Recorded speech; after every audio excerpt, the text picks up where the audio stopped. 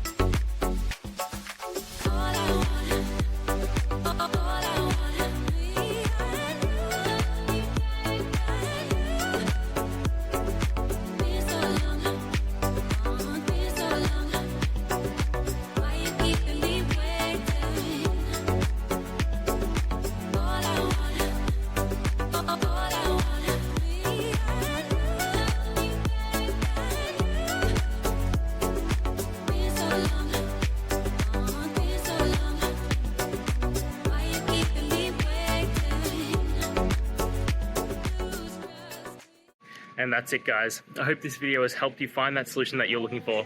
If it did, please hit the subscribe button. I'd really appreciate it.